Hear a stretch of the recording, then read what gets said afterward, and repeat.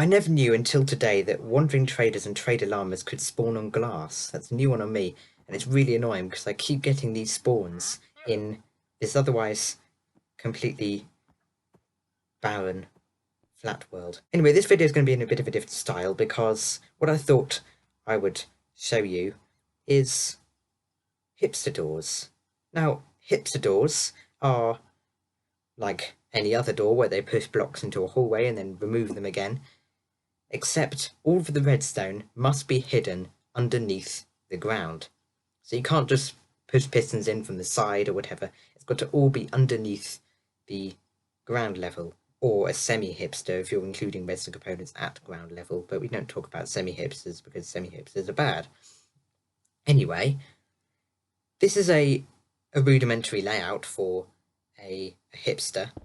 So this block could be pushed over, then this happens, then this gets pushed across, then this extends.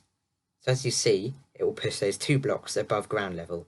Then this retracts, this extends and retracts, this pushes over, this extends, this retracts, this extends and retracts, and then this retracts.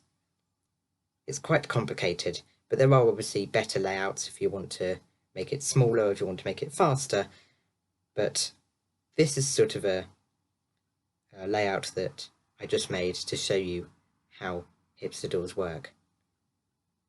Let's rate some hipster doors. This is by the Bow Tie Man. The pros are it's decently small, relatively fast. The cons are it's too big and too slow. 7 out of 10. This is by Skippy6 Gaming. 1 out of 10.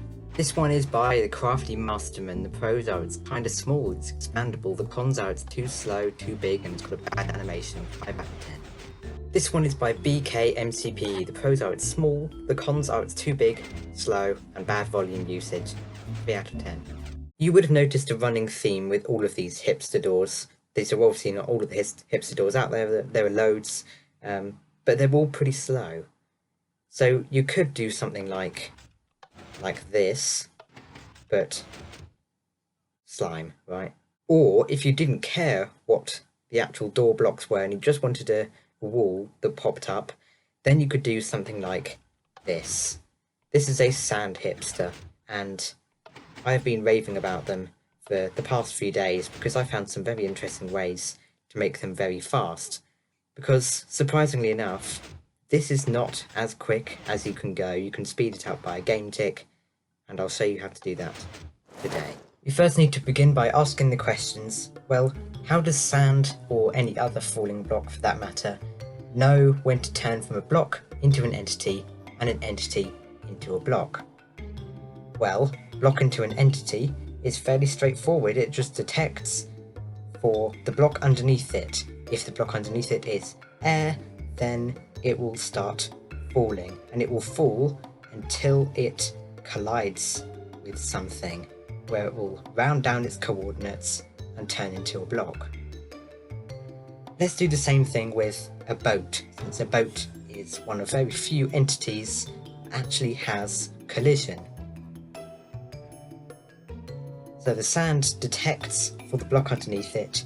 If it comes back as air, then it will turn into an entity, fall, until it collides with something. In this case, it will collide with the boat, which actually happens a lot sooner than the block underneath the boat. It collides with something, it rounds down its coordinates, and it turns into a block early. So I set up a very simple command block module. It's just a scoreboard at the side of the screen that every game tick is going to detect if there is falling sand in or within simulated chunks. If in that game tick it is, then it will add 1 to the scoreboard at the side. If not, then it won't. And this means that we can measure exactly how fast our sand doors are. So I'll just enable this module. This command block is just to reset the scores to make it easy for us. You don't have to do constant subtracting and adding whenever we want to find it out. I'll close the door and you'll notice nothing will happen because the sand isn't currently falling. We are pushing it up in block state. But as soon as we retract it, you'll see we have a grand total of 13 on the screen. This dictates that the sand was falling for 13 game ticks before it came at rest. And this isn't a random number. I have tested for many hours and I have got 13 consistently, which is a very positive sign. Now, if we bring in our boat hypothesis, then I can just place a boat like this. I'll place a block above it to make sure it doesn't escape when we close our door, which can cause randomness, and randomness is bad.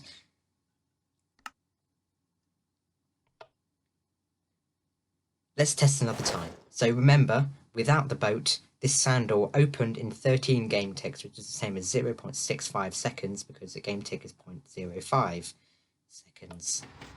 Let's close it, nothing will happen, and open in 12 game ticks. And once again, this is not a random integer. This is consistent. Just like so. You can use boats to speed up your sand doors. Who knew? So 2 quick words of advice when you're designing your fast sand hipsters or whatever. This still applies to sand not being able to fall on transparent blocks. So if you've got a slab or you've got glass or something with the boat on top, then it's not just going to break bedrock or something underneath it. It's just going to break as it would normally. Also, due to a change they made to try and patch sand pushers, if sand falls for, or is falling for 30 seconds, then it will break. Now, weirdly enough, if you don't have a block underneath your boat, then you can just place sand on top of it like that, and it will float until 30 seconds has elapsed, and then it will break.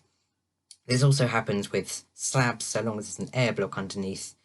It just happens that, of course, boats have collision, and it acts exactly the same way. And I wish I turned on my game tick count, as you could see it exactly hit 600 game ticks, but I'm forgetful that way. As I mentioned, this video is in a very different style because the fact of the matter is that I received some constructive criticism about the way that I do my videos, and I thought I'd make it a bit more sort of lightweight and upbeat and quite energetic, as opposed to completely technical like I so often do. Let me know what you thought of this new style. I'm quite proud of how this video turned out, although it did sort of go from suggesting it would be a showcase of a hipster door or something, or the new revelation in how to make regular hipster doors fast. But I hope this was interesting anyway, because I spent a little bit of time yesterday with the STRATOS team. They are a technical survival community. I hopped on their CMP, and I'd like to say I helped, but I mainly watched testing being done over a time frame of a certain amount of game ticks to see exactly what happens when this door opens. And it yielded some very interesting results, and I'll put those results in the description because it's probably going to be too boring and too technical to talk about them now. But anyway, I really hope you enjoyed. Thank you so much for watching. I'll see you all in the next video. Bye bye.